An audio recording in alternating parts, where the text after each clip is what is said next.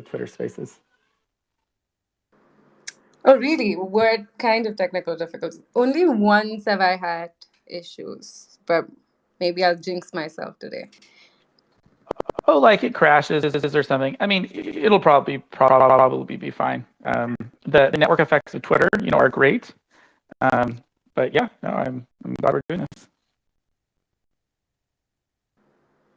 Awesome. Well, it looks like it's 2 o'clock. Should we dive in?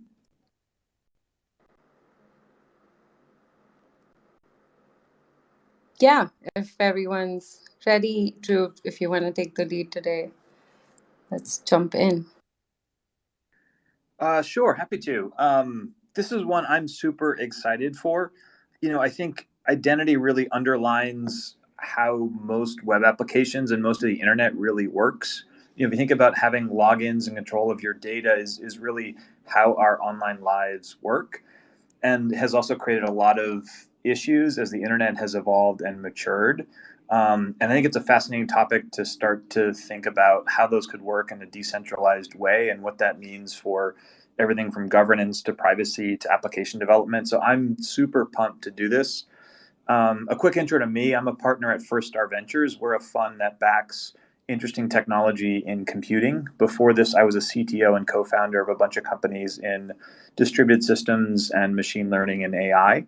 And maybe we can just start with intros. So, Mansi, maybe you could introduce yourself and talk about Skynet Labs a little.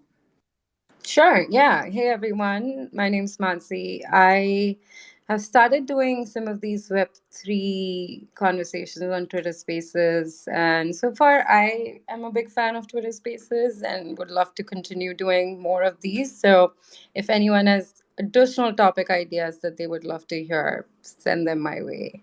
But my background has been in financial industry most of my career before I jumped into the crypto space. And currently, I work at Skynet Labs, where we are building the decentralized storage and web hosting infrastructure for Web3. So that's my background. Let's kick it off with Dan, if you want to introduce yourself next. We got 2 Dans. Oh, we're going Danny for Danny. Okay. Hi, my name is Dan Finlay. I'm one of the co-founders of MetaMask. We're an Ethereum-based crypto wallet that doesn't just let you hold funds, but also lets you interact with decentralized applications. And a lot of people are increasingly thinking of their Ethereum accounts as a sort of digital identity. And I think that this has had kind of an emergent rise. And so I'll be kind of taking that position of kind of identity minimalism with room for emergence perspective, I think, in this conversation. Great. And Danny, do you want to introduce yourself? Sure. I'm Danny Zuckerman. I'm one of the founders of 3Box Labs.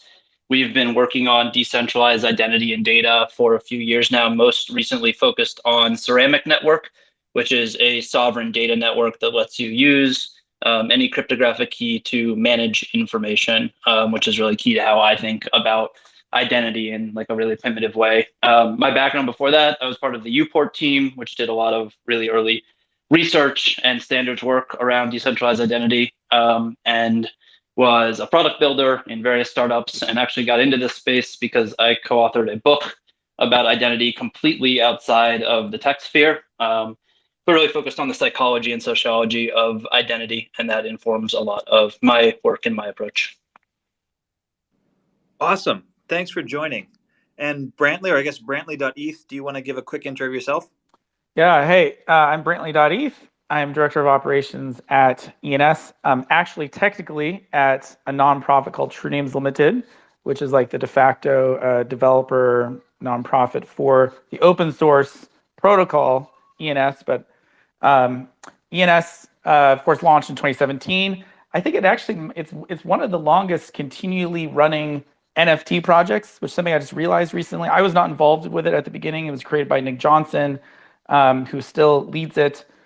And I agree with Finlay, I guess I should say, Dan, about this emergent thing that I had a a Twitter thread a couple months ago on signing with Ethereum, and that I think that the pieces of the Web3 identity have happened accidentally, is my thesis. It's Ethereum account plus ENS name, which we did not design for identity, but I think has become the de facto identity. But anyway, ENS. Great. Well, thanks for joining.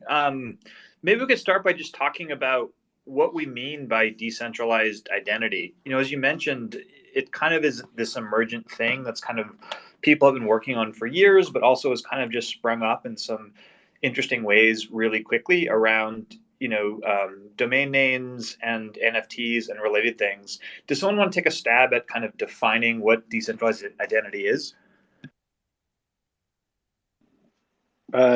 Sure, I'll jump in. I'll take the 3-second pause. Sorry if I jump in too quick. I'll wait longer in the future. I'll define decentralized identity as a first stab as having one of two properties and one of a variety of spectrums. One is that decentralized identity is unusually portable. Traditional login systems are usually associated with a single service or app. So you're like creating a username and a password for every application you log into. With Ethereum accounts, we're now letting you generate your own private key. And so any application can let you authenticate with that key in any way they want. Now, just proving you have a key isn't the most inherently meaningful thing you can do, which is why it's fun and emergent to add other assets and other kind of characteristics and proofs on top of that. But I think portability would be the first thing. And then the second characteristic I would point out you could mean when you say decentralized identity is that you're talking about decentralizing something in particular. So I guess in that first case, we're talking about decentralizing the authentication server. But you could also decentralize the registry of names, or you could decentralize who has a right to declare you as a valid member of the system. So I feel like there's a second category that's maybe more amorphous that I'd kind of like to hint at, which is letting you define what it is that you mean by identity as you go. Sorry, that one's not as well defined. But yeah, there's two steps. So I agree with that. I'm curious what Dan and Brantley think of this. I've recently been describing the really general primitive of decentralized identity as the ability to reliably associate some kind of information with an identifier without relying on a third party. Now that's super broad, but if you think about the different types of use cases that Dan mentioned or that he kind of alluded to kind of extending beyond, they really are about being able to use an identifier either to like see that the person has the same key and can sign a message and authenticate in, or to associate that to a human readable domain name or some profile information, or any other arbitrary information that you want to start to be able to associate. So decentralized user tables or databases with access control. And so I think identity is a hard thing to define super specifically because there's so many different use cases of it. But that information identifier pairing and being able to do that in a decentralized way is, I think, kind of at the root of most of the use cases. Yeah, I'd agree with most of what the Dan's said. I would just summarize as portable, and it will actually, maybe what's more fundamental is self-sovereign, right? It's portable because you own it, which then you can take everywhere you go, right? So it's reversing, as Dan said, the Web 2 model where you have siloed identities, whereas now because it's self-sovereign, that identity then becomes portable between dApps.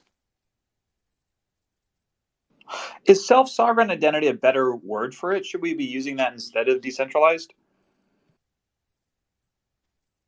I don't know. I mean, I guess it's self-sovereign because decentralized, right? So maybe decentralized is even more fundamental. It's like decentralized, therefore it's self-sovereign, therefore it can be portable. I don't know. Here's another way that you could decentralize a self-sovereign identity, just to further kind of show what a big category we're actually talking about, is that there are many ways of building a decentralized identity system, or let's say a self-sovereign identity system. So, the DID spec has many kinds of, it's become like an umbrella spec. So DIDs can point at like an Ethereum one, or, an Identi 3 for, whatever, a Bitcoin based identity or whatever you want. But meanwhile, DIDs are actually just one form of portable identity. And you could also just use a key pair, or you could just, have an address book or something. And so even if you have a self-sovereign identity, whether or not you're converging or centralizing the schema or the method of expressing that identity is itself also something that can be decentralized. So there's a little division between self-sovereign and decentralized. Centralized being a tool for maybe splitting up any single way of doing things, or any single kind of power nexus for saying how things must be done. To make it more concrete, what are some of the early adopters and early use cases that you all think are most interesting and kind of have emerged and are really pushing toward this?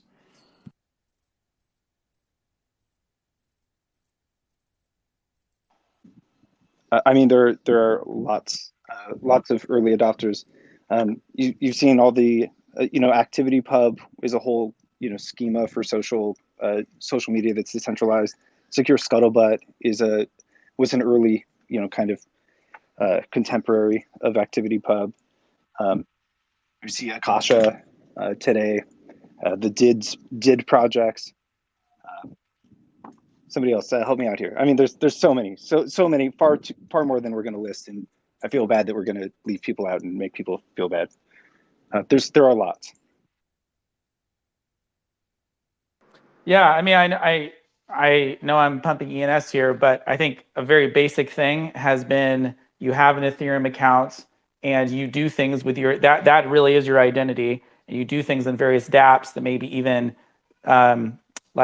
leaves information on the dApp, like Snapshot, right, where you're actually signing in, and then whether you're signed in or not, showing what you did, and then just simply making that readable with an ENS name, like boom, that's your identity. That seems very simple, but I think it's very powerful and has become very normal throughout Web3. Yeah, I think that that's the right starting point, especially like in the Web3 ecosystem, is just really basic forms of profile and reputation. So being able to extend past the hex address and the key pair to know who you're interacting with. And so I think a lot of the earliest adopters of whether it was ENS or 3box or others were some of the more social applications, or those that at least required some knowledge of who you were interacting with, as opposed to just interacting with a protocol to like buy, sell, trade, stake in a purely financial way. And so I really like the snapshot example, because governance is inherently social and requires some context and knowledge. I think that we're starting to see applications push past that just kind of basic name and basic profile and want to do more. And so, the Rainbow Wallet has been talking about a lot of more context that they're adding to their experience. Boardroom, another governance platform, just added a feature where users can have discussions and ideations around governance, so kind of a precursor to snapshot voting, and a really essential part of governance. And that's also data that needs to be associated to users somehow, and that you need to have a lot of the properties that we often associate with decentralized identity. So the portability, the censorship resistance, and that's all being built around decentralized identity. And so I think as applications get more and more sophisticated and try to do more than just interact in a lightweight way with a smart contract, the uses for decentralized identity and data are going to keep expanding. Definitely. And as they expand, especially into more social things, one thing that comes up is privacy. As you own your identity and start doing more and more things, that can be tied back to your wallet. And if you're not careful, all of your activity can be then tied back to you in different ways. Does that create challenges for decentralized identity? And what's important there as developers build more and more use cases, particularly ones using user data? Yeah, I think that's totally fundamental and central and critical, and maybe one of the key points of decentralized identity should be about identity minimization. Like, don't disclose things accidentally. Like, a good decentralized identity system won't leak things about you without your consent. And so I think that does create kind of a weird tension probably in the ecosystem today, because you simultaneously, you may want to make a trophy case, but you also may have just wanted to assign a nickname to your account. And I'm not sure people always realize, like, if they're labeling their account, is that also broadcasting to the world whose account it is? And so yeah, so not to pick on ENS, but I think it is important for users to be kind of deliberate about when they're sharing their name, and also when they're accepting a name that they see that's suggested. Because if you're just like on a site and then you see your friend's name, there's a question like, is that actually your friend, or was somebody able to just register a name that looked like your friend's? And I think it's really important, and I think that people probably aren't thinking enough about how they're signifying whether a name is trustworthy from a user's perspective or not. Yeah, I agree with Dan. I'd say selective privacy of your data in a decentralized way is a very difficult problem. Right now, with ENS, any information you put on ENS, is of course public. There isn't. I mean, you want it to be public in some sense. So the recommended path is to have multiple Ethereum accounts. I think that's just kind of good in general. It's very common. You have a hot wallet, cold wallet concept, or like public wallet, private wallet. A nice thing, of course, you can generate as many wallets as you want. That is an issue. And then in terms of the, like verified identity thing, right. So just because you see something with your friend's name, is that 100% your friend's name? Maybe not. You can have, warnings about homoglyph attacks. Of course, there's also projects like Proof of Humanity that, can maybe be added as another layer. But I'd also say, you start somewhere, and some of these potential problems, at least thus far, practically in my mind, haven't been that big of a deal. And you you bootstrap somewhere and you develop from there. I do think the point about having multiple identities is spot on. And to me, that's one of my biggest criticisms of, like, say, Facebook, which wants you to have exactly one identity, which you use in their social network, but they also require you to use if you buy Oculus. And that just seems crazy to me, and really suboptimal from a privacy point of view. And certainly in this new world, if you have 3 or 4 different wallets with 3 or 4 different ENS names, like, that seems like a pretty good solution to get started. Yeah, I guess a follow up there. How are we thinking from a user experience perspective here? Is the idea that the user needs to be educated enough to manage these different privacy implications, these new primitives, and kind of have this learning curve to use Web3, or we see a world where we would have products and features built in that help users manage all of this?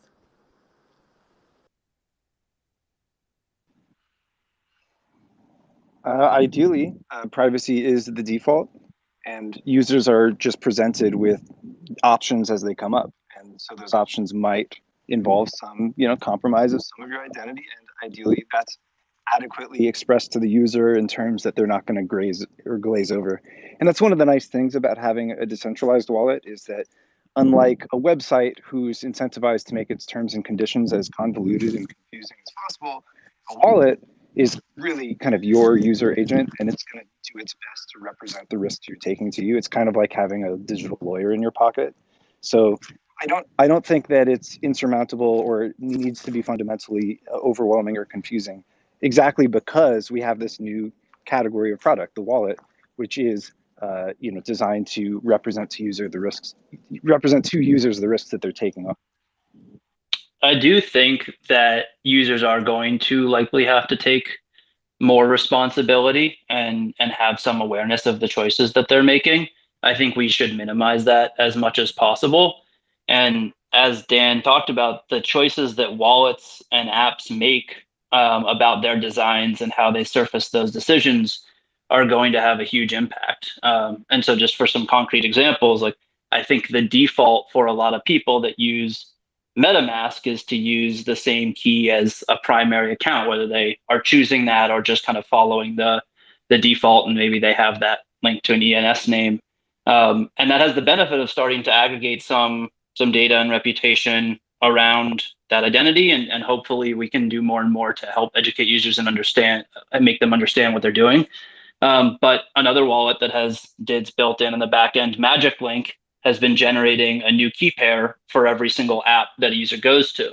And they did that in part to preserve privacy and not have things linked without the user intending it. Now that has a trade-off in that now they have a fragmented identity and they can't build the same kind of reputation and context that you could otherwise.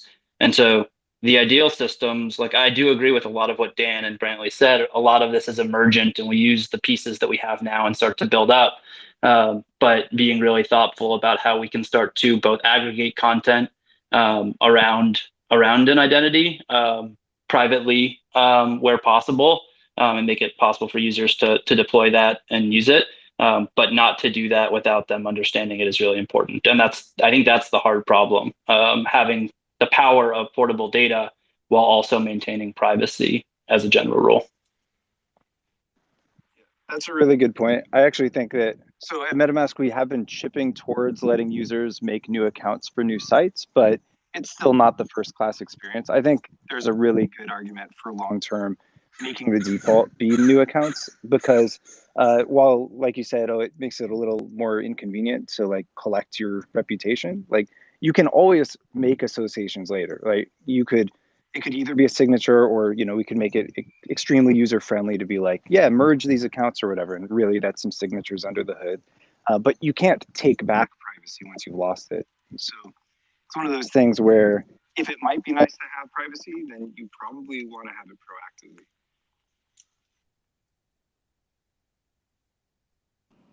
Question about that, Dan. Interesting idea. How do you? So would this be like would you like fund it through Tornado for every single new, address or something? What's your vision there? Yeah, right. So you're pointing out the fact that on Ethereum, every account has to have Ether to perform transactions, and you can trace the where Ether's traveled to kind of associate accounts together. Yeah. So that becomes this kind of fundamental way of tracking accounts and associating them together. For one thing, I think that meta transactions is a really, really cool way to allow accounts that have things, but not necessarily have a trail between them. And I think there's a lot of potential for that. And I've worked on a couple EIPs to help either at the app layer let more contracts opt into meta transactions. These are transactions that don't require Ether, and so could be paid for by a service that maybe you're trusting to not keep your user record or something. Or even to add this at the base layer, like EIP 3074, it would be a method that lets you make a signature from an account that lets other accounts submit transactions on its behalf.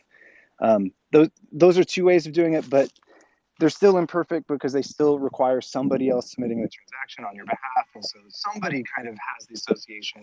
And you're kind of right. The most privacy concerned people are going to need protocols to protect their privacy, like Tornado or Aztec or any of the many other privacy protocols coming along.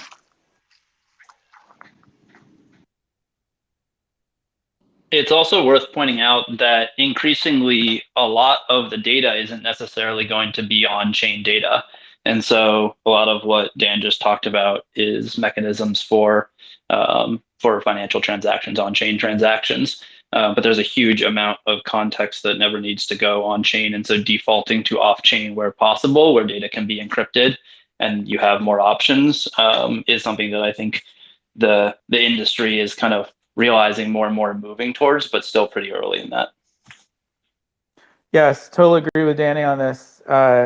Nick, our lead dev, has come up with a standard he calls Durin.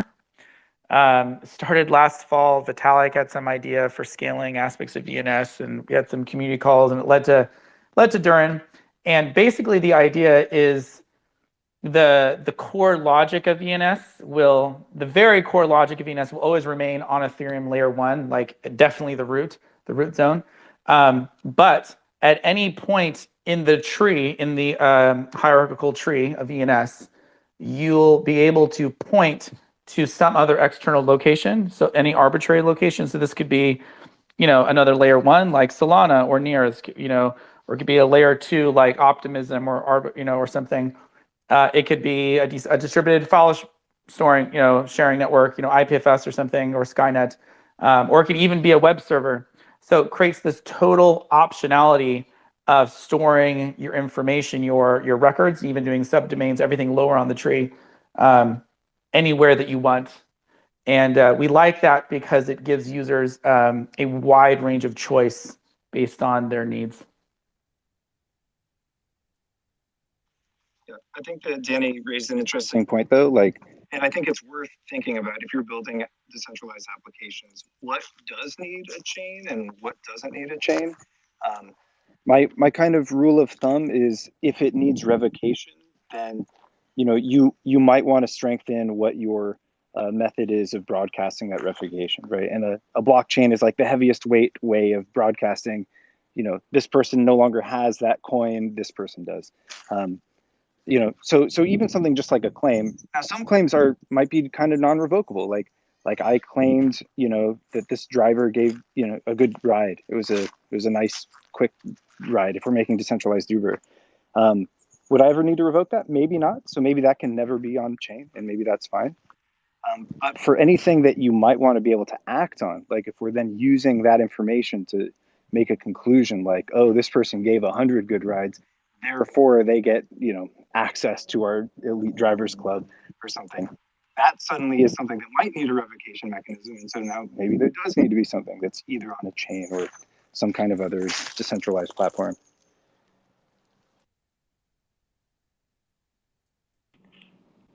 To move into a related topic, as more and more apps are built using this stuff, and something that's a huge topic today is governance. And any system to perform governance needs some way of creating and managing, who gets to vote and who gets a say in governance. Does decentralized identity have a role to play here, and how might it work in the emerging governance systems?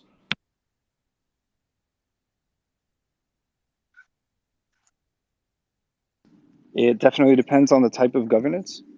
So if you're doing one person, one vote, well, then the question is, what's your definition of person? Who gets a vote? And, so you might say, okay, well, we need an identity system since we want to give votes to people. I might suggest if votes are the things you care about, you might just care that you gave out the correct number of votes to the right people. And so the vote token or signifier could be all that you need. And you may not need a whole identity system on top of it. You could allow a decentralized identity or a decentralized name system, let's say, to work on top of that, like in cooperation. If it's a coin voting thing, then the coins are themselves the right to vote. So do you need an identity system beyond the coins, or are the coins kind of serving as that aspect of that identity system? It really comes down to the type of governance you're talking about is what I'm getting at. If it's a monarchy, well, then it's just a single account. Yeah, I would add the whole delegate phenomenon, right? So people build up reputations as like diplomats or something, right? And of course, that can be connected to their real world identity, or I guess like proof of humanity sort of requires that, right? Because you have the video or something. But you could also have things that are pseudonyms. And I imagine a world in which somebody's maybe, a major DAO delegate, and we don't even know who they are. In real life, I guess we know who their online identity is. That's another use case for the portability, the cross-platform thing. I find that fascinating, and some of what you're alluding to is voting not just kind of one vote per token, but maybe voting per reputation or per some attestation that gets kind of accrued to the decentralized identity.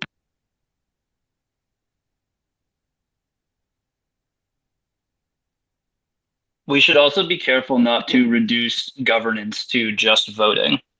There's a whole life cycle to governance about the ideas that are surfaced, the conversations around them, the discussion, the debate, the informal signaling, even the snapshot voting. Like all of that has as much impact on the direction of some of these protocols and communities as the final vote. It dictates what actually even goes up for a vote. And so, in that sense, I think identity is super critical because a lot of that is based on people's reputations, whether that is in soft or hard ways. And the people who have context and a history to make decisions and to have good deliberation. And so, even before you get to a vote, at which point some more specific forms of identity, like proof of humanity or one person, one vote, like those systems are more specific, but having a good way to manage data, build up reputation in a decentralized way is essential for all of the other pieces of governance.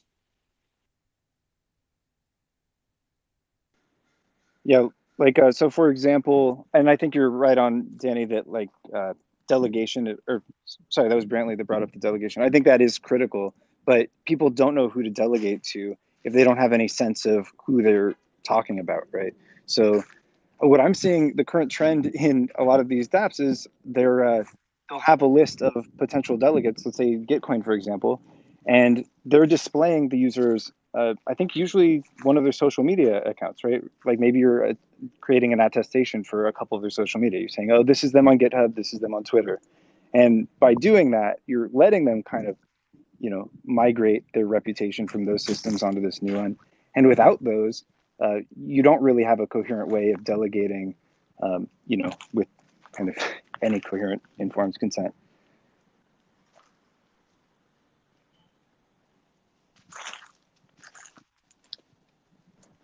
So maybe a question is, while we're seeing a lot of people bootstrap their reputation systems on top of Web 2 systems today, is there like a migration path? Like, what does it look like when we don't need those systems, or does that ever happen? Maybe it's fine to just have multiple legs. Right. Well, because it's where is what happened. Go ahead. Sorry, go ahead. Oh, it's right, Dan. So, I mean, of course, it's like we're bootstrapping with the Web 2 systems because that's where the reputation is, right? That is where the identity is. And so it's trying to connect that. But yeah, so of course, yeah, I know eventually there will be people who are, have maybe, could even have a pseudonym and they have some avatar profile pic, that, you can't see who they are, and they develop a reputation all on their own. And of course, because you have multiple identities, you could have like a certain identity that's for your DAO delegate career, and then maybe you also have like a side career doing something else that you have another Ethereum identity for. You could even keep those separate or associate them as much or as little as you want. Yeah, we talked about kind of emergent identity earlier, and I think that's how this happens. And it might take a little time, but it is starting already. So there's, of course, the on-chain history and ENS names that people are starting to build some sense of. That works. Kind of something like ENS names works when the ecosystem is still relatively small. There's not that much overwhelming noise. But rabbit holes starting to accrue skills in addition to on-chain history through these quests. ArcX coming out with DeFi Passport that makes sense of people's on-chain activity and what they're qualified for. Gitcoin doing a lot of work to decentralize some of the signals that they've built up through the Ethereum Foundation grants programs to tell that someone is not gaming the system, but also how active are they. And one of the really powerful things using the right primitives for decentralized identities is being able to link these together, even though they're happening on different platforms and sometimes even on different keys or even different networks. If you use DIDs that kind of let you abstract away from a single siloed key pair on a single network and a single name, then you can start to make use of all of these different signals. And before you know it, you have really powerful form of identity. And this is happening everywhere. Collabland is linking Discord accounts and all of the activities happening on these different platforms. SourceCred making use of the contributions on GitHub and in Discord communities. And so As we can start to attach these, of course, keeping in mind the privacy considerations we talked about earlier, yeah, I think it won't be that long before there's real reputation built up in a natively decentralized Web3 way, and we won't have to rely as much on Twitter. Yeah, quick comment on Twitter. I think the crypto community on Twitter has been really interesting the last couple of years to me. One, of course, it used to be on, it was like Bitcoin Talk, then it was on Reddit, then things kind of moved to crypto Twitter.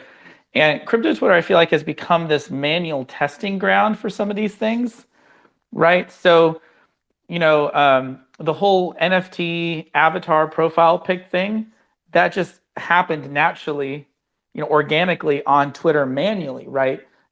Same thing like with the ENS name and your Twitter name thing. Like we didn't set out for that. There's nothing that enforces it. It's just sort of like a trend that took off in late 2019, and it's become a big thing. And then a cool thing so it's like this manual organic testing ground.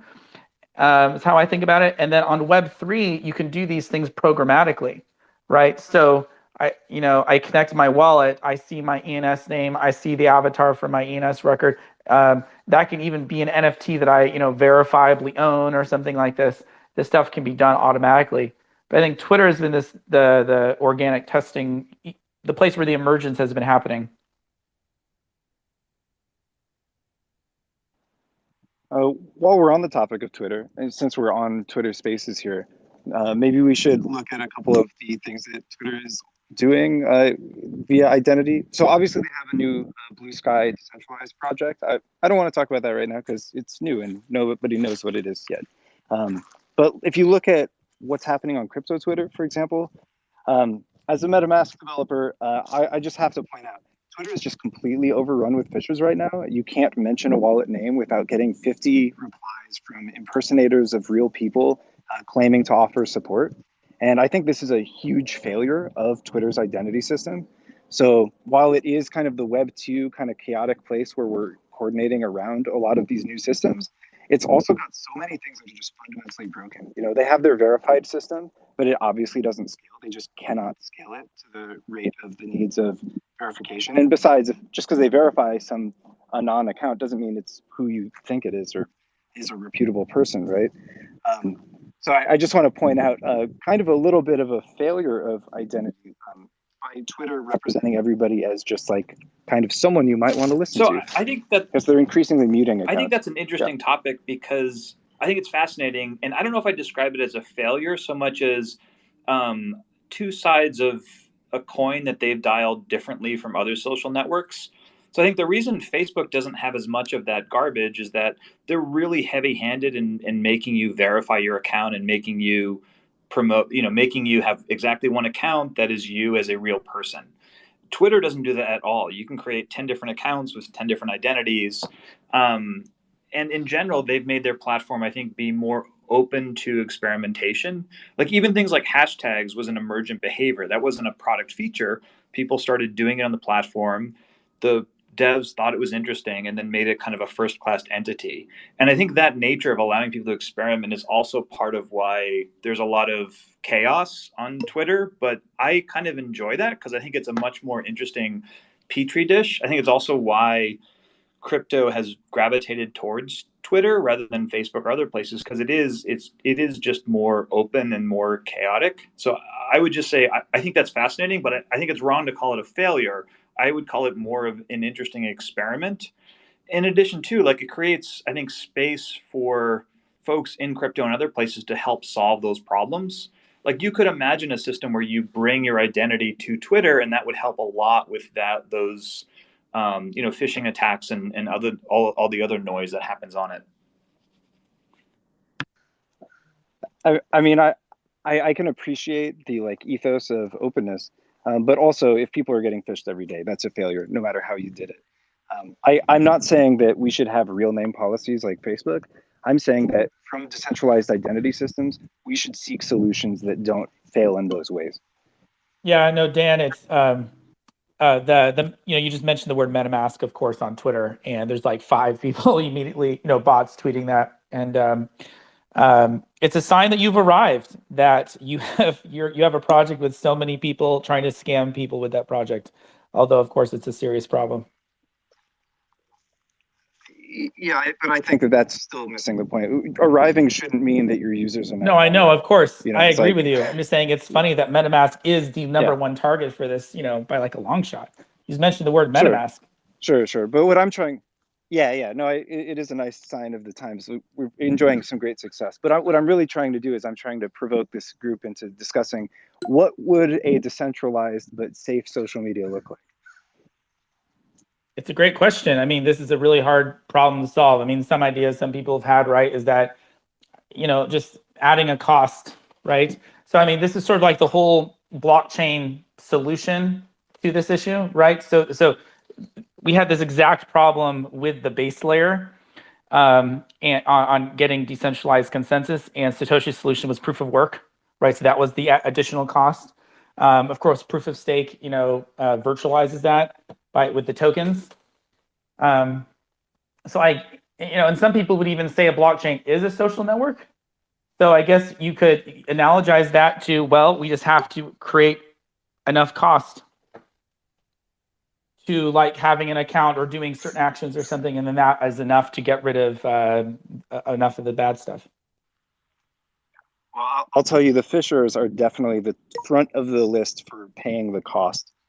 So I'm not entirely compelled by that solution. That's true. I guess if they're making money from the fishing, then it would have to be enough money that they would make money from the fishing. But if they're making enough money, then it would be so high that it would price out the people who aren't fishers, right?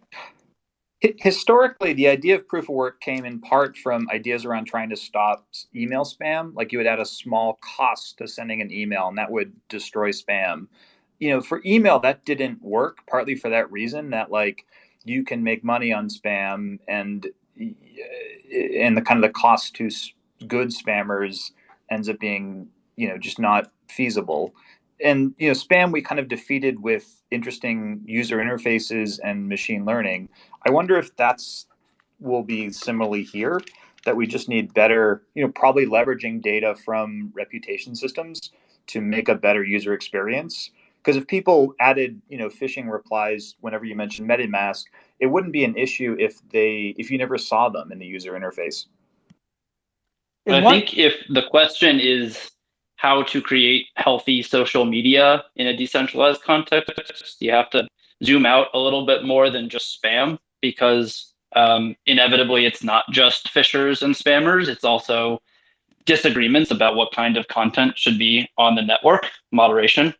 And so like there isn't going to be a silver bullet that just solves this. I think that it's being really, really intentional about what kinds of moderation and protection is happening at what layer in the stack, because it's not just about decentralizing social media, it's about pulling apart the data from the identity from the application layer and having a much richer interface layer and a lot more choice without losing the social graph underneath and the data underneath, being able to build on top of that in really flexible ways. And so I'm not sure that we're going to come up with the right set of principles right now on this call, although I see some people who are listening who have done a bunch of work on this really specifically. But probably the lowest layers, you want to be the most open and the most wary of censorship resistance, and then have layers on top of that that do curation and look for spam and filter that out.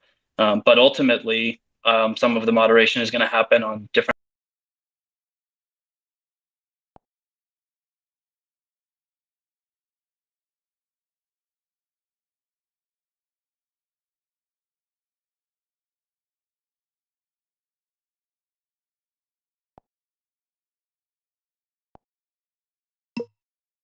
And speaking of emergence, you know, we're 40 minutes in. Why don't we bring some folks up from the audience? If you have a question related to decentralized identity, you know, in the social media context or other places, please raise your hand and we'll bring you up to ask your question.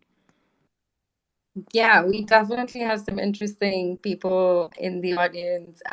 Christopher Allen, who's a pioneer in the space, Daniel from Microsoft, working on decentralized identity. Would love to have you all on stage if you're interested and hear from you as well. I'm going to start accepting a couple requests here, Drew.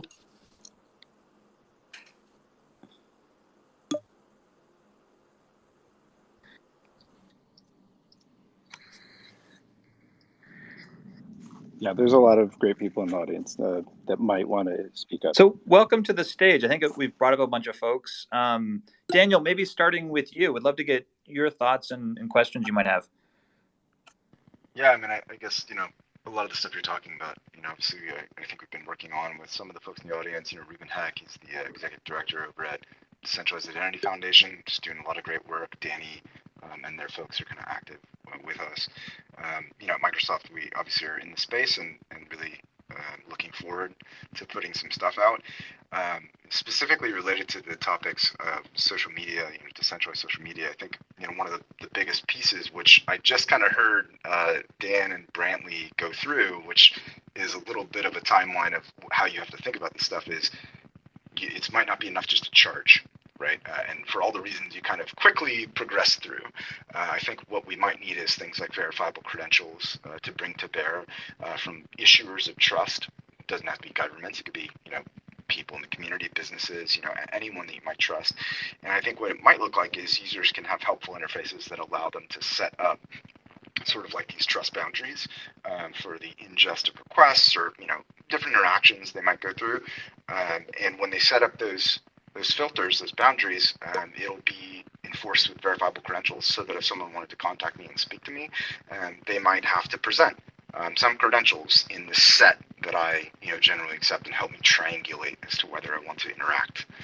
So I guess that'd be my commentary on what I heard so far, but obviously good talk all around. That's interesting. So yeah, just maybe we could that. drill into that a little bit more.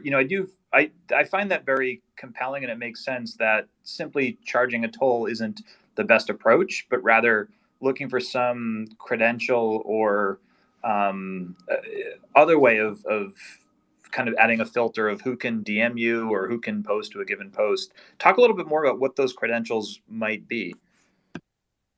So they can stand for just about anything. I mean, there's very simplistic credentials that large providers like Microsoft could potentially give out. And just at the onset, we could do sort of proof of account in good standing, because Microsoft has lots of data, right? We don't sell data as much as other companies, but we do have lots of data from users of our service. So if you had a DID that could get issued a credential that said, hey, we think that you're probably not a bot based on your traffic with Microsoft apps, that might be something that you could use very privately to prove, a base level of personhood versus bot.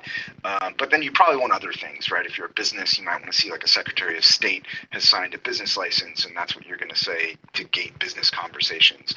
Just all sorts of other things. And those are a little bit more large company government, but it could be, group type stuff, right? People even on this call, right? I see some familiar faces, that I trust a lot in this space. I could say, these folks for this topic are really, really authoritative. So if they have a credential that they assign to me that's hey, there's someone who is also going to provide a good point of view, I might expand the set of conversation that I want to have to include those people.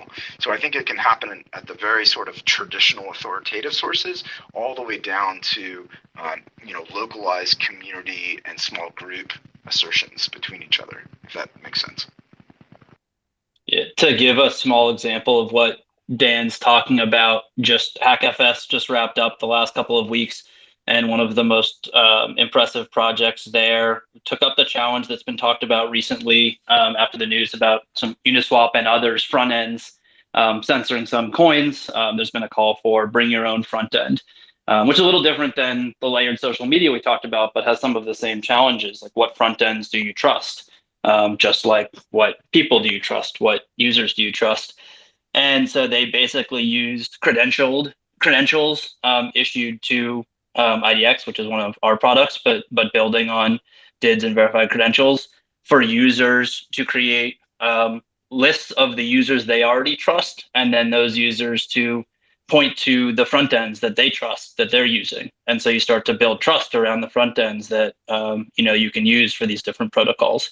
And so this is already happening in ways that aren't just the big governments, but people starting to bootstrap trust in these systems from the folks they already know. And Danny, one thing I want to note is super, super important. So you bring this concept of trustless up. We've been thinking along those lines. So imagine you have it's the 6 degrees of Kevin Bacon, but the decentralized technology space, where I might say, hey, you know what? I trust all the people that I have first degree follower connections with on Twitter a lot, socially, right? But you might say, hey, I want to trust everyone Dan trusts, so I'll at least talk to them. To find out the second and third degree, I think one thing that's going to be really important for this community to work on and nail, that I've been, speaking with Danny and the textile folks and Fission and all those folks for quite a while, is the personal data store aspect of this. Because if I want to go get a list of who do you trust and crawl that, right? I want to go to those people and find out who they trust. I can take that out as many degrees as I want, but I have to have something based in their DID, a DID relative data store that I could find and locate and ask for this particular triangulating proofs and lists, and then crawl outwards from there. So I think that the data store piece is absolutely essential to this, to the true decentralization of social media, for all the mechanical pieces and for the user data pieces. And I think we've got great people working on it, but we really need to accelerate that to succeed.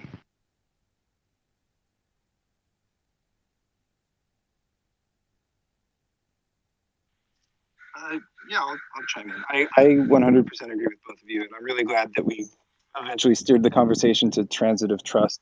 And I guess one interesting topic is that you kind of started talking about there, Daniel, is like how much trust kind of is transitive. Like, can it go one hop? Like the second hop, you say maybe you'll talk to them, but maybe to a less degree. Is there a general rule of thumb that trust is transitive to a certain extent?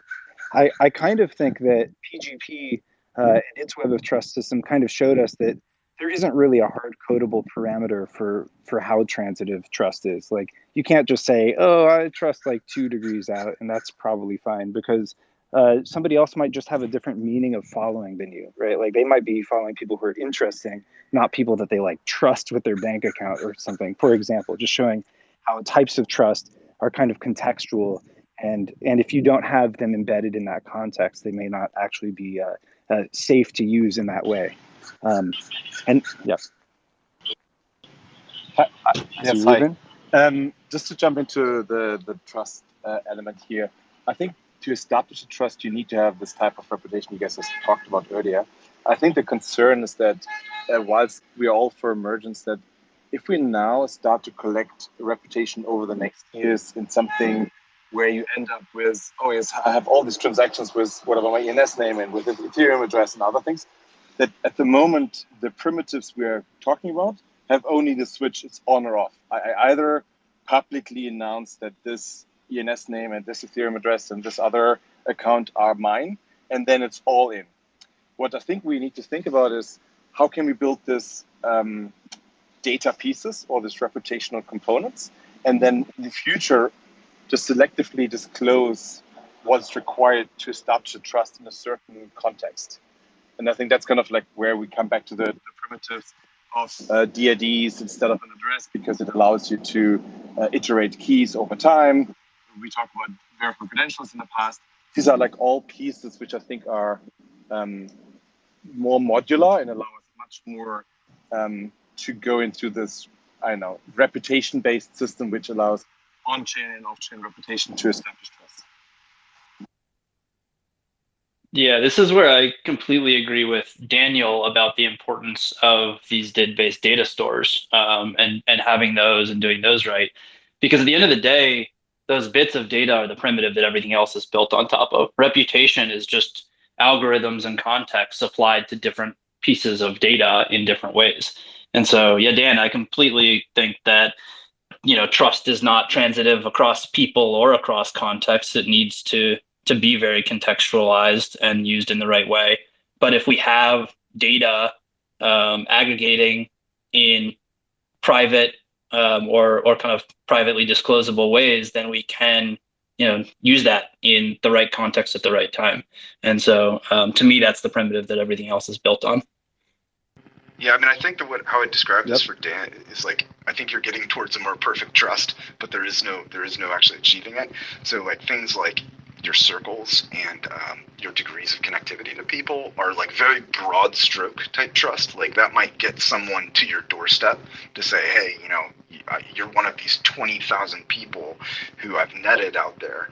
And then you turn the knob on the credential side to kind of hone a particular engagement. If it's a business engagement, I might be looking for a different set of credentials or a subset from a total set that I accept to gate that versus a personal interaction or something like that. Like I want the recommendation for a certain type of worker or contractor. I'm gonna have different types of filters, and I think that we're so young in the space, and there's so much room for apps like Dan's wallet type apps that he's working on, and other people that are going to have to bring to bear UI that makes this not arcane.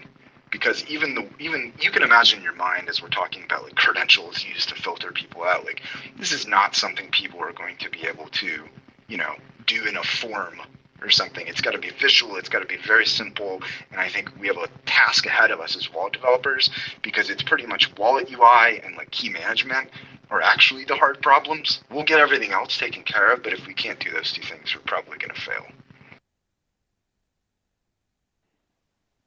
Yeah, I completely agree. I think what I was trying to hint at is that because trust is contextual, actually, and while we may be able to come up with very clever algorithms and tune them once we have the personal data store and so forth, the only way to really actually preserve that kind of user context is to basically keep it in the user's hands. So, it's one thing to have said, hey, I trust this person to, this was a good Airbnb, I would go there again. It's another thing for you to say like, oh, hey, I trust Dan's recommendations of Airbnbs. Yeah. But I think it's also not as discrete. I think whether you're a good Uber driver or a good Airbnb host, there is certain overlap, and I think that's why just having something which is, this is my gaming and this is my personal and this is something else might limit us. I think there are things what you do in work and things you do private, which can actually combine something which gives you reputation in a third context.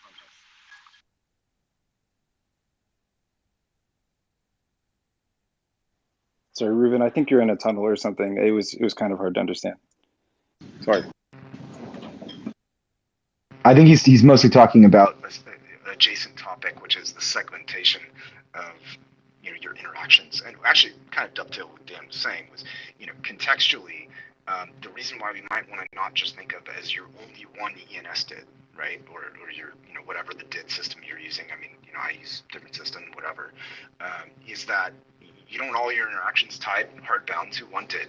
You might want to have multiple DIDs that you keep as personas that you use as the basis of contact in different contexts. So like if I'm a gamer, I might have, I don't know, a gamer DID that I use for those interactions. I might have one for my career, separate from my Twitter shitposting DID. And so you want to keep them separated, as they said in the '90s grunge scene. So that's, I think, what Ruben might have been alluding to. Cool. And I'll just also briefly touch on how I think this stuff is already happening in an emergent way today on Web 2. So when you talk about having like establishing a space with its own rules where disclosures can happen, I think that like that's kind of what chat platforms have become. Like everybody has a group chat that they're in, and increasingly group chats are even starting to incorporate kind of like DIDs or token or NFT ownership to gain access and stuff. And then within there, you might make disclosures about yourself. And so having well-defined private domains, it doesn't have to be part of a specification that was kind of masterminded. People do this anyways, but what we're doing is building the tools to make it more and more seamless to build those kinds of interactions that are totally cross-platform. I would argue that kind of interaction is a very human way of interacting. We have different groups of friends, we have different social circles, you have your folks you work with, when you go to the barber shop, you have a bunch of friends there. And it's a very human way to think of those contexts when you're relating to someone. And I think you're right that it's emerged in Web 2. And I would argue in Web 3, I think we're just getting powers to make it even more human and more natural. I think, Dan, to your point, I think it's happening. I think the interesting part is back to your very first comment in the beginning about what is decentralized identity, is this portability aspect. If you can't build reputation and certain disclosures in certain contexts, and you can selectively bring them to something else, then your reputation becomes also portable. I think that's kind of interesting. And we talked about, yes, sure, they're not every reputation in every context is equal, but I think there are significant overlaps, at least in lots of them. So we had a few folks jump up as speakers. Any questions or other topics folks wanted to jump into? This is Norman here. I've been listening to the conversation, and I've been around for a while. I think that a lot of what you're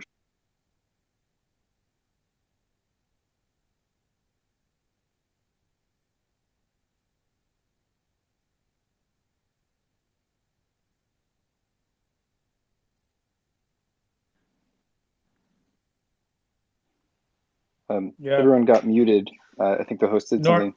Norman, do you want to unmute again? okay, I think you got cut sorry. off. I don't know where I left off, but this conversation kind of reminds me of PGP back in the days when, you know, you wanted to be verified as a person, you would have other people sign your key.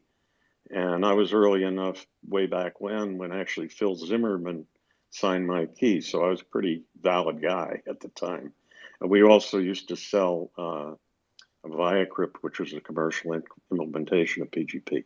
But that wasn't decentralized because it was all on a PGP server, but that could easily be put on the blockchain.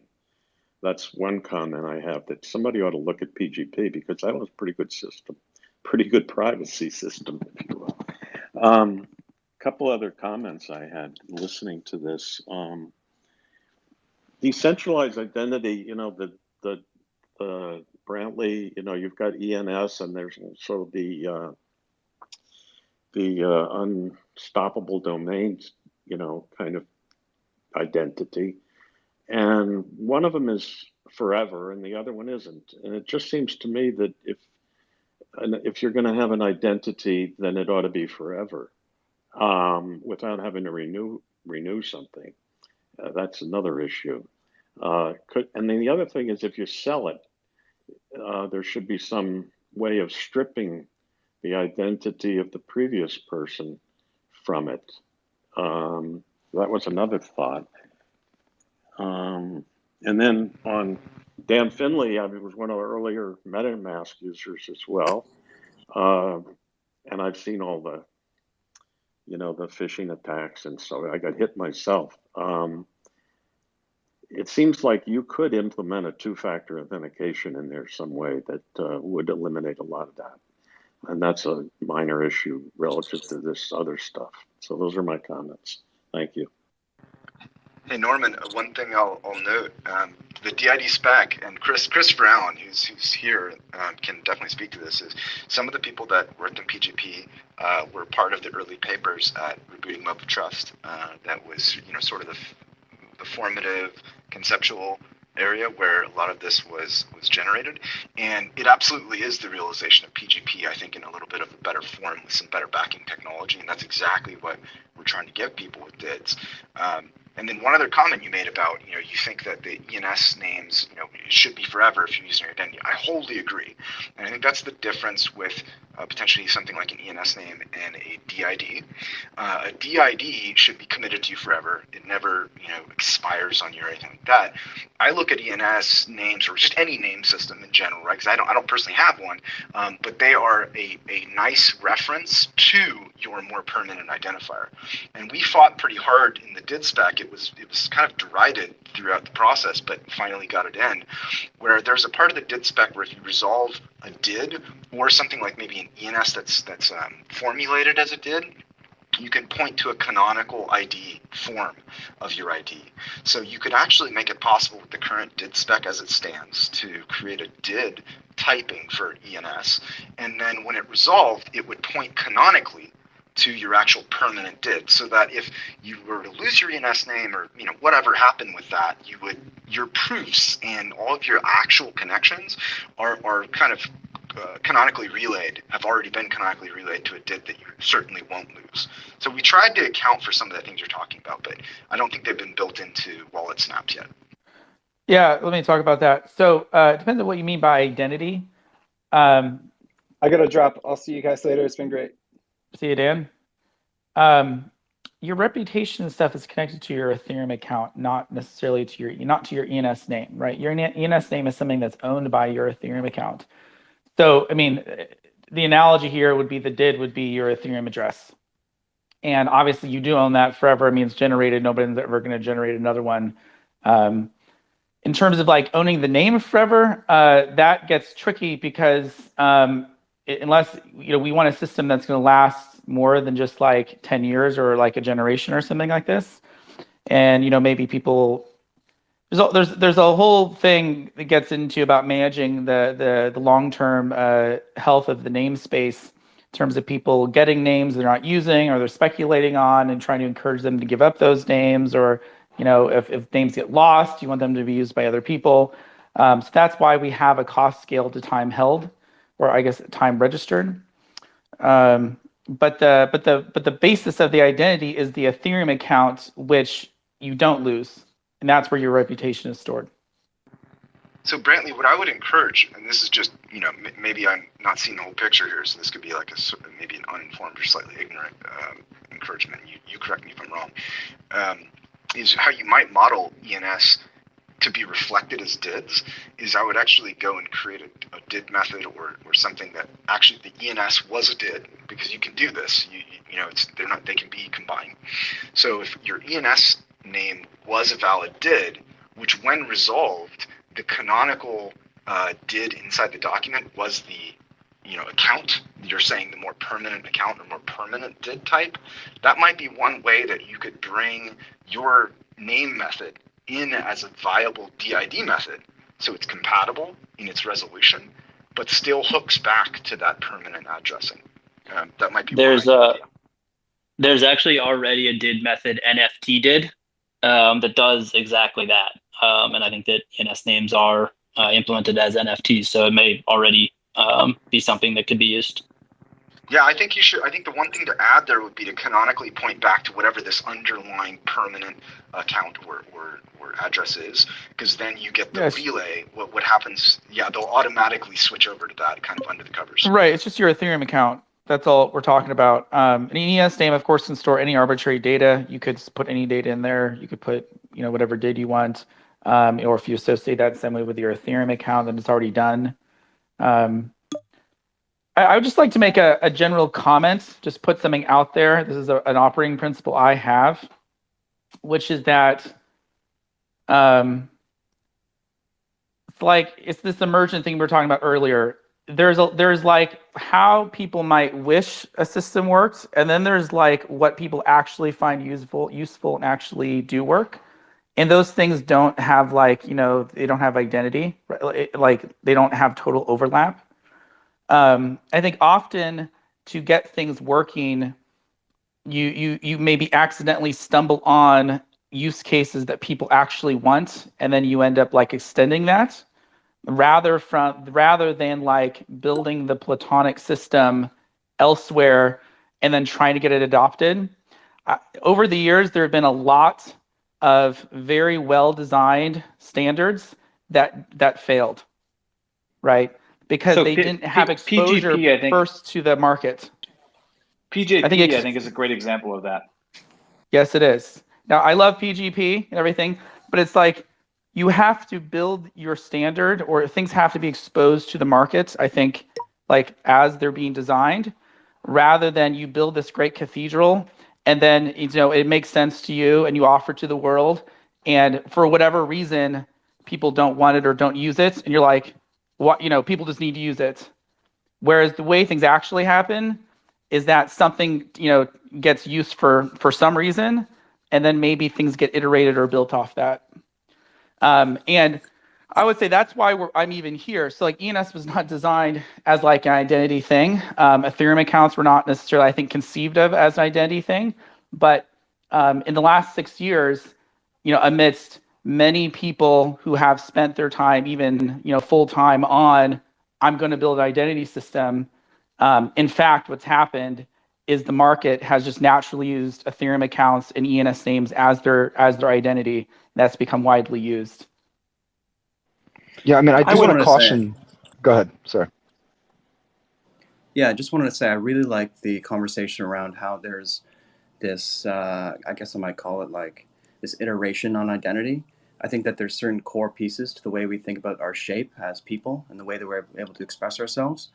I find that in certain communities, certain demands might be required in certain DAO formats, and accommodating tools along the way to appreciate the way that people can grow as individuals is a really great way to think about how we can share this information in talking about decentralized identities.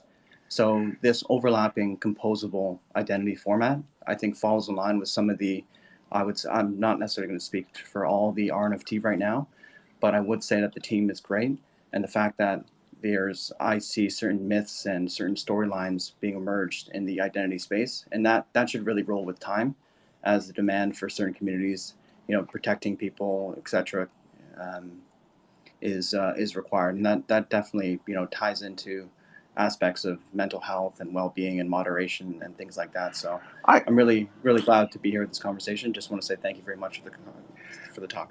I'd like to add a little thing, which is I'm seeing a tendency once again that identity is a singular thing or a global thing. And I think there are real risks of that. I think one of the fundamental design points of the decentralized identifier, back in 2016, was multiple DID methods. And the reason why is I think it's great that Microsoft and Canada and New Zealand and others are working on highly scalable systems that can handle 1 billion people. That being said, there's still a need beyond this sort of legally enabled self-sovereign identity and all the work that is being done there for things that are for situations when there's a lot of trouble, like what's going on right now in Afghanistan, or other places where you can't necessarily trust the government, where legally enabled, isn't useful because everything is corrupted in some fashion. And I'm not saying that those need to be universal. I'm not wanting Guy Fawkes level of anonymity for everything that you do in your life. You don't have that with your wife. You don't have that with your neighborhood. You don't have that with other people. But we've really got to work hard such that we allow for these other forms when they're needed to be used. I was recently in a technical workshop on proof of personhood, which is what a lot of people desire for one person, one vote. And there are unusual consequences there. You can't be a hero in a perfect proof, global proof of personhood. You can't prove that you are both Superman and Clark Kent. So there are weird, unusual consequences of some of these types of systems, and thinking there's going to be one solution for all of it, I think, is a mistake. Thanks. Yeah, I mean, so I feel that I do want to address something you said, Brantley.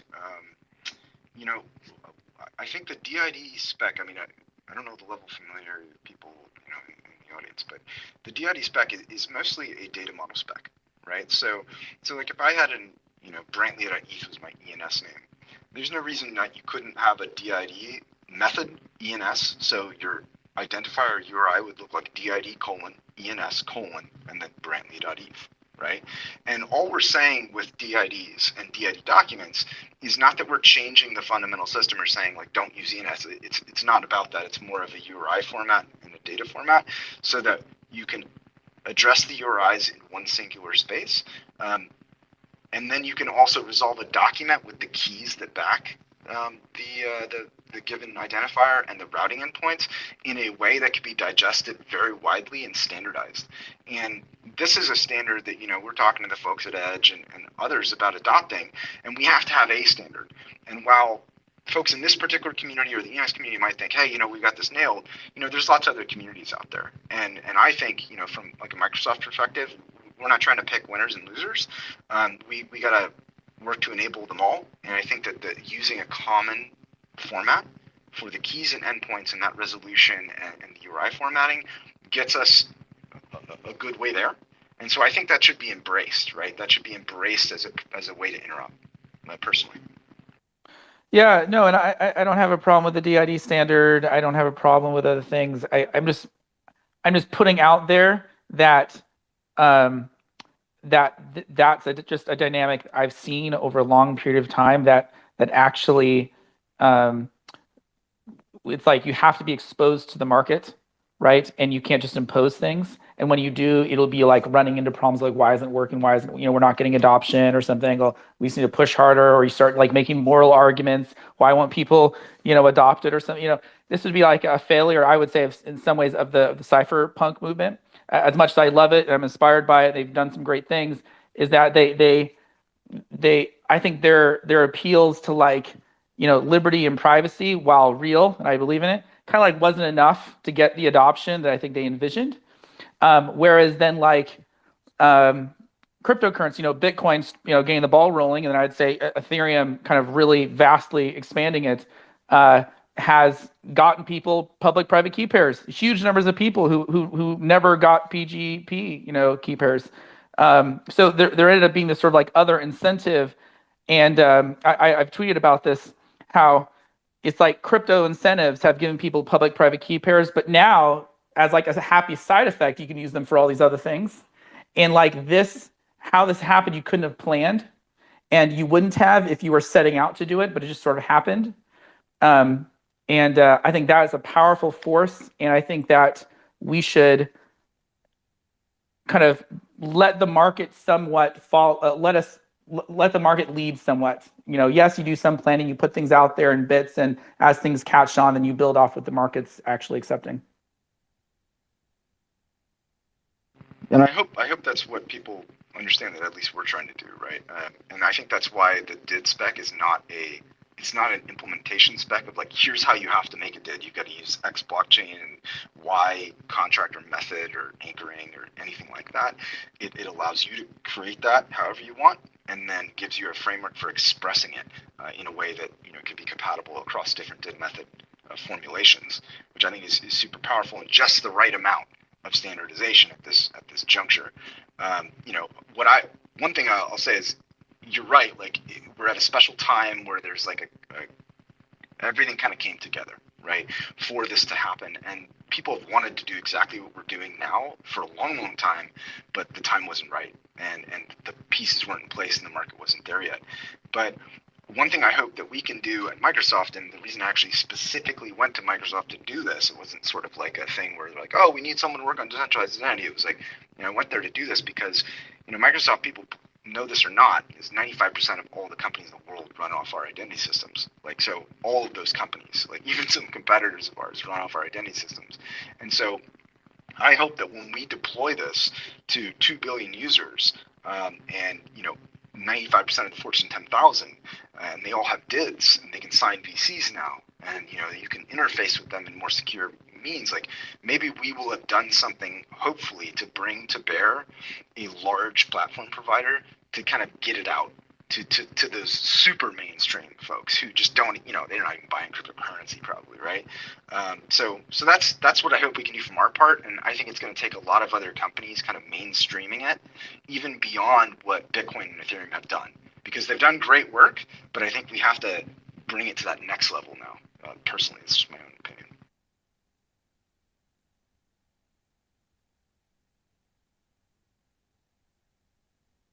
Hey, this is a great conversation. I think I got to get going soon. Did the hosts want to let any of the other speakers that came up ask questions, any of the newer people?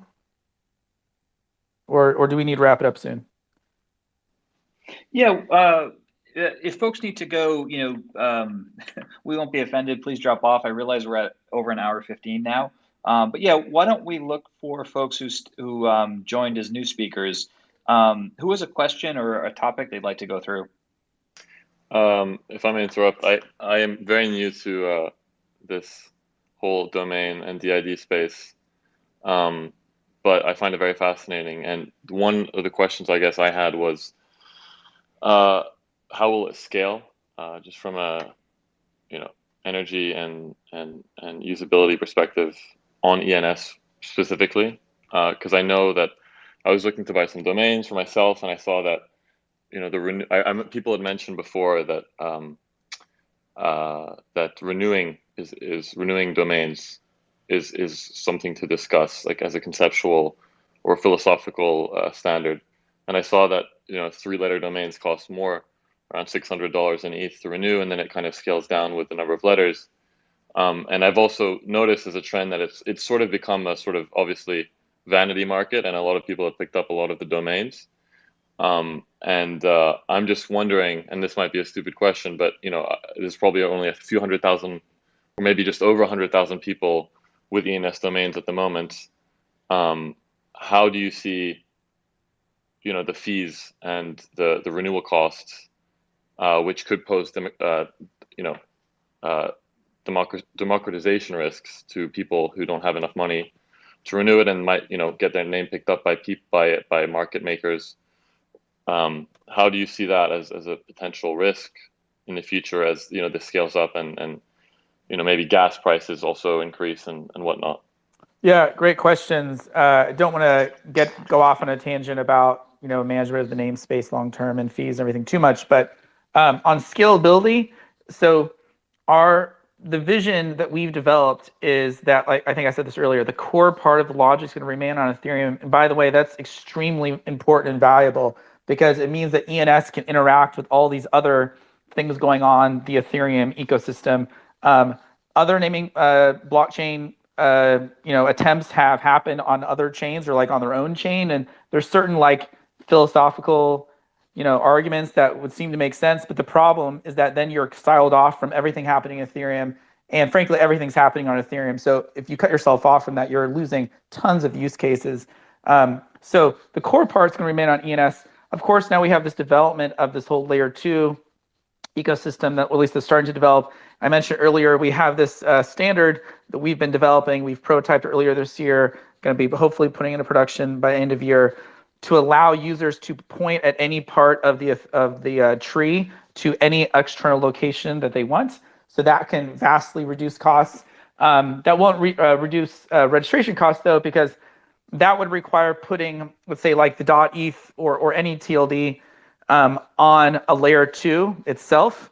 And we're not going to do. We could use our system to do that, but we're probably not going to do that until the layer 2 system's more mature. But I'd say that likely will happen at some point. Another point to make is that we don't just have .eth names that's native to ENS, but we actually allow people to import in DNS names they already own. And in fact, here's a huge alpha leak.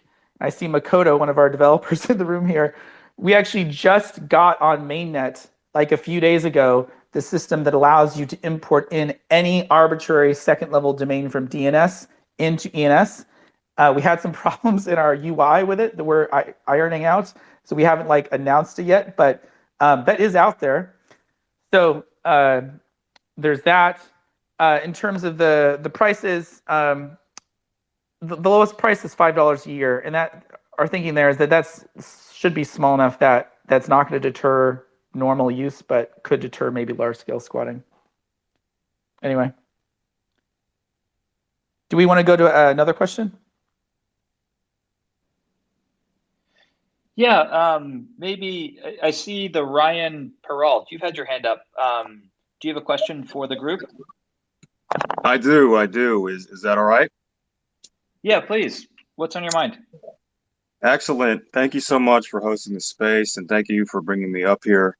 First and foremost, I'm Ryan. One of my major lanes is vision, and if I can bring the chat into the past with one of my questions, and I have two questions, and maybe guide it into the future with my second question.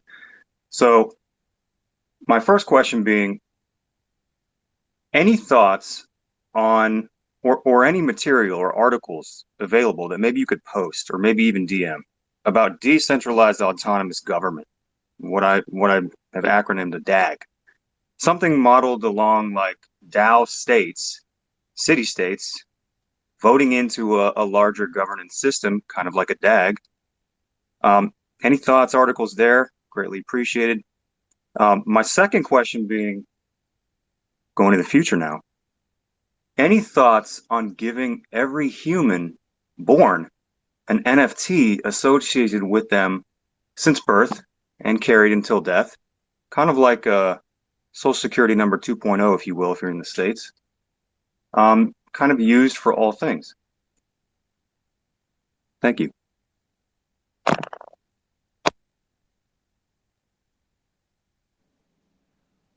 So for the second question, should we give NFTs to every baby who's born and potentially use it as something like a social security number? I mean,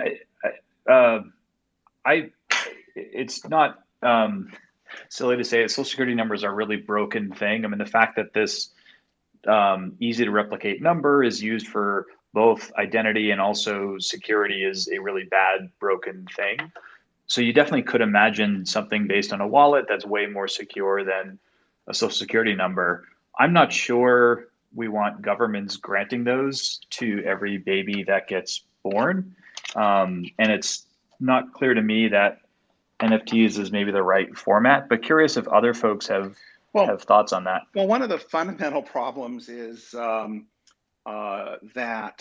NFTs, T stands for, transferable token. No, they're not. It's token. No, you're right. It's token. But I mean, it's their design. The whole point is there to be transferable.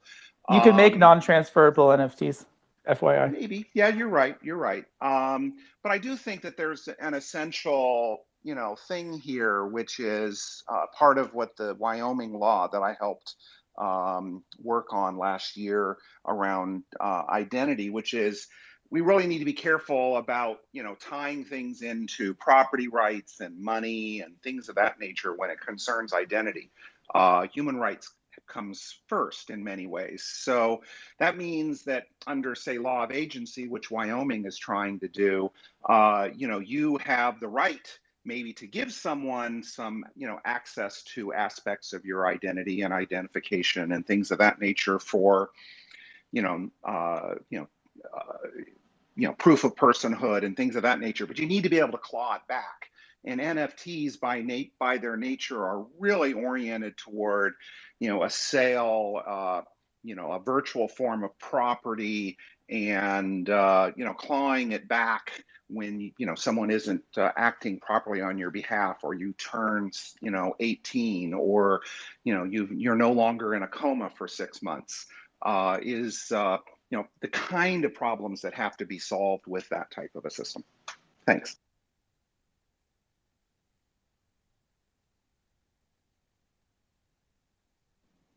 Hey, well, why don't we? Can we go to the card punks guy, the purple guy? Can we hear from him? Yeah, card punks guy. What's up, man? Hey. Number one, Christopher, thank you for you said you worked on the Wyoming DAO laws. So that was actually great to hear. So thank you for that. And my second thing is, I'm going to actually go back to identity because I just realized I could raise my hand and I couldn't back then. So I have an ETH address, elegancy.eth, and it's owned by my Ethereum account, and it's controlled by a key pair, right? So, Norman touched this, and thanks to him for that too. So back then, or even today, you generate a key pair, and I'd say that's your identity. I am my private and public key pair. And if you wanted to build reputation, you will, grab your documents, get on a plane, go to a key signing party, and sign keys, and get reputation like that. And I was gonna ask, I couldn't see something that directly maps to this in the Web3 ecosystem. It's we built Ethereum accounts on it, ENS names on it, this and that on it. Is there a more pure solution like this? Because key pairs, you don't need ENS, you don't need Ethereum, you don't need anything. You just can generate it on your own. It's really sovereign, really controlled by you. It's private. It depends on nothing. So I was gonna ask about that, talk about that a little bit. Thank you. Well, one of the issues with that, obviously, there's some mechanical issues when it comes to the use of just straight key pairs, right? One is key rolling in provenance for a pair over time. You're inevitably going to have to say, well, what happens when I want to go to a new crypto system, or I want to go to a new curve type, or whatever it may be. You're going to want your activities that were previously associated with key pair, the original key pair in this case, to be conferred, right, to that particular ID. And so for that reason, you do want something that is like a higher order identifier that underneath it you can roll keys against. I would say another really, really important aspect of this that we also address in the DID spec is how do you go then find data and triangulate data globally. So one really great thing that blockchain-based DID systems do is allow you to have sort of this global resolvability, so you don't have to like go hand off your DID. You could possibly be discoverable, and when you resolve a DID, it's not just a key pair, right, that says here's a key that I have to give to you in band.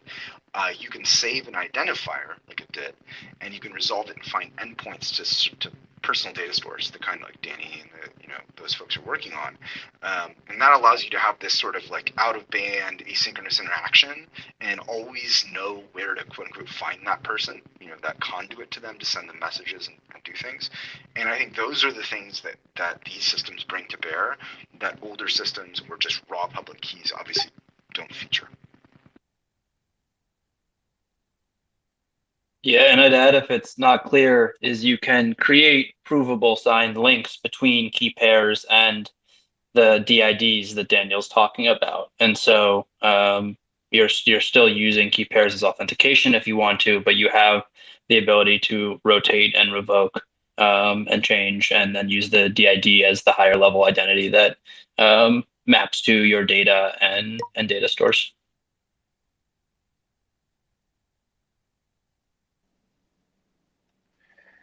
Great. Well, we're at an hour 30. Why don't we wrap it up? I don't know if any of the speakers have last minute thoughts or things they want to give a shout out to. I want to thank everyone for participating. This has been a fantastic discussion of a topic that I find really interesting and important in the emerging Web3. One thing I want to say is, Microsoft's doing all of its work, generally open source, standards-based work in a couple places, W3C CCG, a credential community group, and a ton of work over in Decentralized Identity Foundation, DIF. If you're interested in any of these core technologies, anything that powers the underpinnings of all these different use cases that we touched on, I would highly encourage you to join both those groups. DIF for organizations of less than 1,000 people is free. All you have to do is sign something saying you're going to give your contributions away without retaining patent stuff and suing people. That's about it, which is pretty standard to retain open source and the free ability to use. But please do go join those orgs if you're interested in this technology, and I appreciate having me speak. Yeah, thanks for organizing it. That's all. Thanks all.